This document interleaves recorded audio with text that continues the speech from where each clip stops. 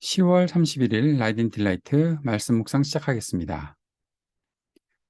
사랑하는 주님, 오늘 꼭 주님께 간구해야 할 것이 있습니다. 오늘 이 땅에 종교개혁이 있은 지 505주년이 되는 날입니다. 날마다 개혁되어야 할 교회가 그저 자신의 기득권만 지키려고 발버둥 치는 교회로 전락해버린 지 오래되었습니다. 그래서 많이 아픈, 병든 교회가 되었습니다. 교회를 새롭게 하려는 움직임이 있습니다. 오늘 오후 4시에 있을 액트 나우를 비롯한 개혁을 위한 그리스도인들의 모임마다 주님께서 함께 하시고 말과 생각에 머물지 않고 주님의 말씀을 온전히 따르고자 하는 새로운 다짐과 실천이 있는 시간이 되게 하옵소서. 주님 우리에게 말씀하여 주옵소서. 예수님 이름으로 기도합니다. 아멘.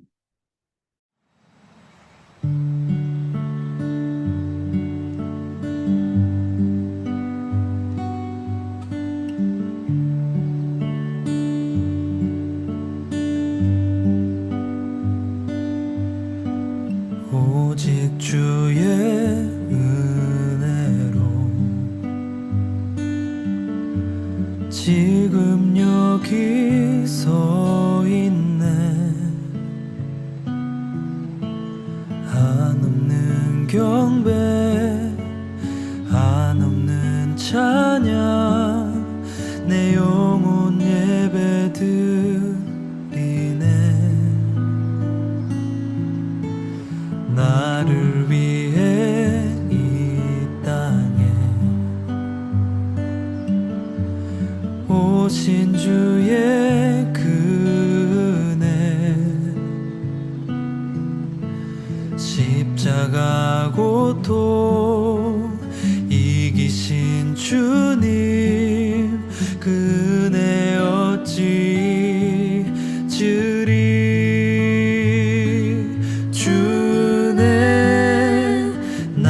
채우시네. 주네 보게 하시네.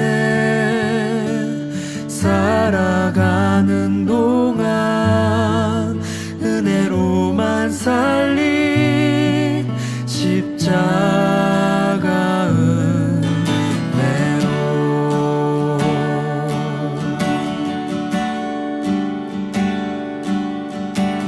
오직 주의 은혜로 지금 여기 서 있네. 한없는 경배, 한없는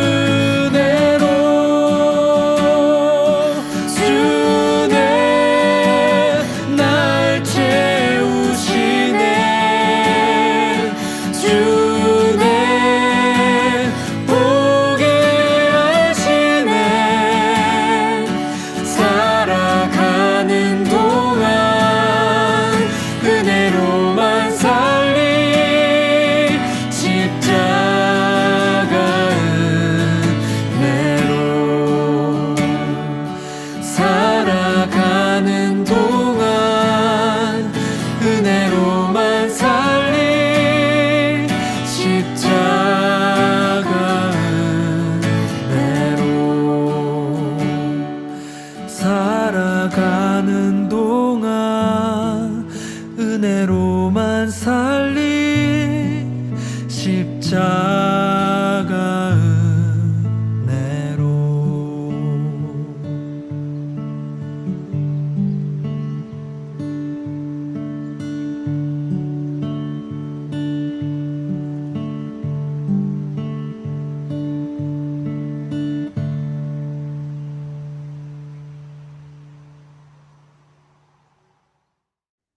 마가복음서 11장 1절에서 11절까지의 말씀입니다.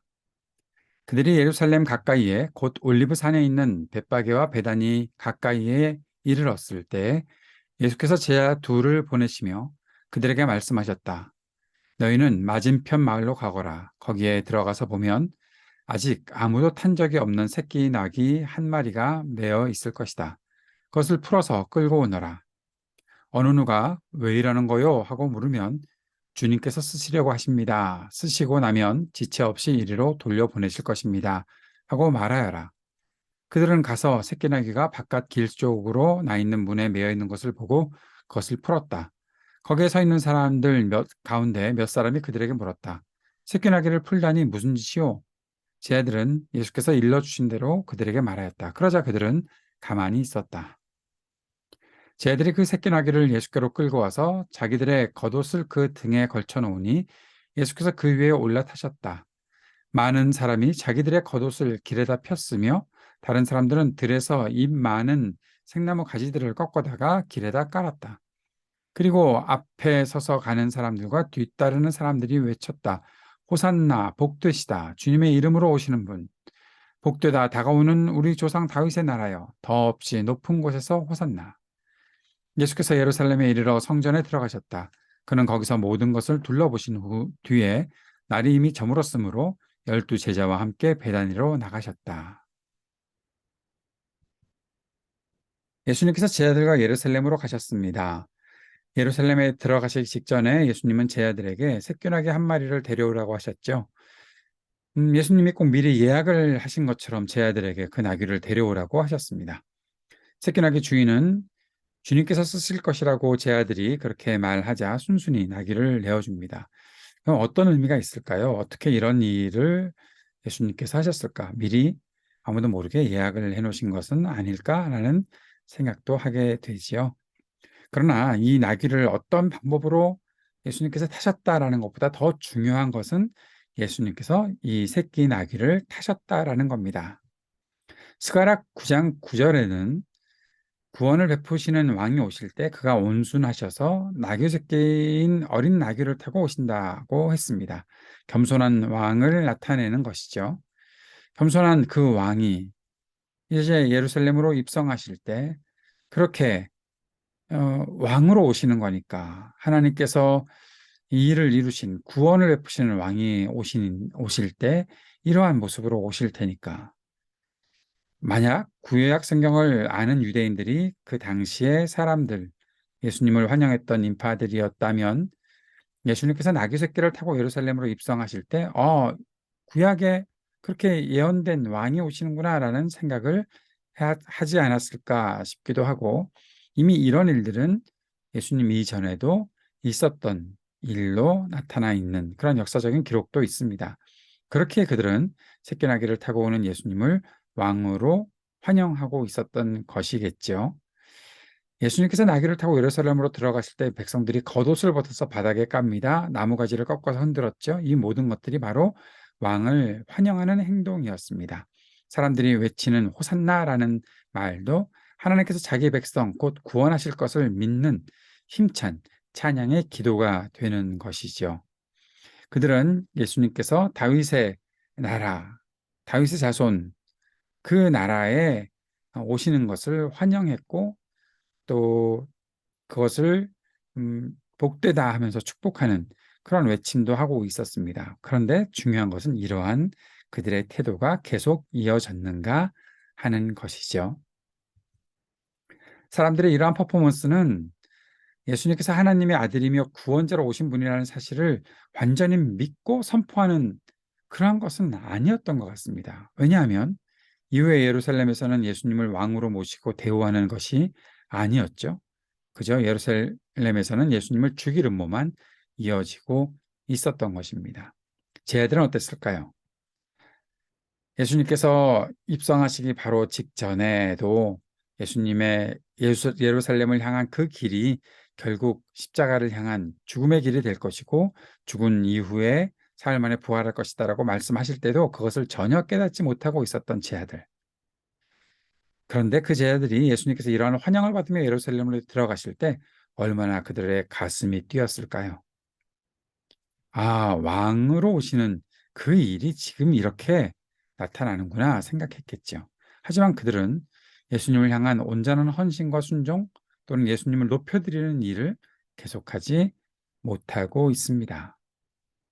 그것이 현실이지요. 겉으로 드러나는 행위들은 했지만 진짜 예수님께서 그들의 왕으로 오셨다라는 사실을 이들이 과연 믿었는가? 기대는 했지만 결국 아무도 그것을 믿고 그렇게 주님 앞에 말씀 앞에 헌신하는 사람들, 주님의 다스리심을 환영하는 사람들은 없었던 것을 보게 됩니다. 사랑하는 여러분, 예수님은 참된 우리의 왕으로 오신 분이십니다. 그리고 우리를 하나님 나라의 정의와 사랑으로 통치하기 위해 진정한 구원의 길을 열고 나아가셨던 분이 바로 우리 예수님이십니다.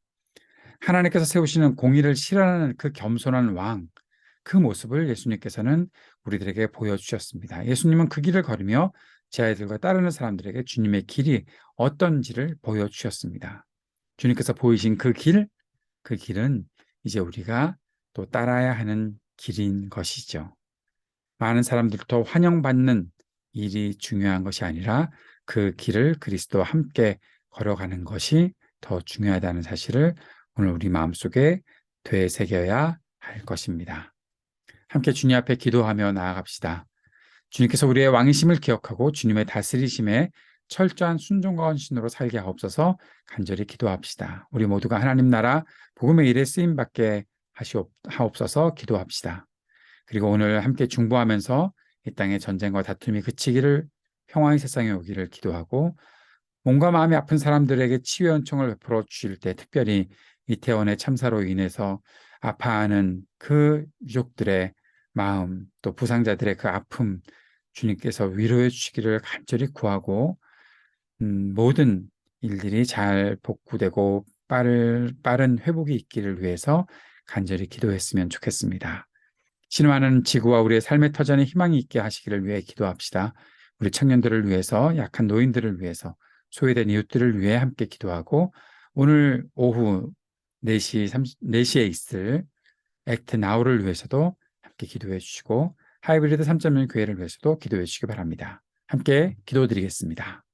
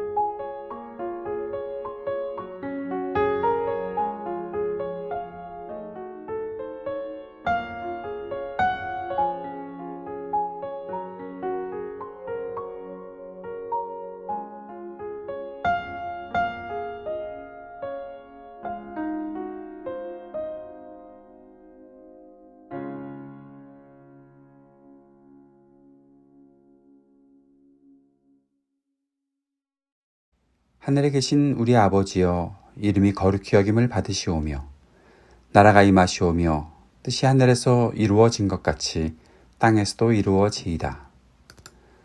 오늘 우리에게 일용할 양식을 주시옵고 우리가 우리에게 죄 지은 자를 사하여 준 것 같이 우리의 죄를 사하여 주시옵고 우리를 시험에 들게 하지 마시옵고 다만 악에서 구하시옵소서. 나라와 권세와 영광이 아버지께 영원히 있사옵나이다. 아멘.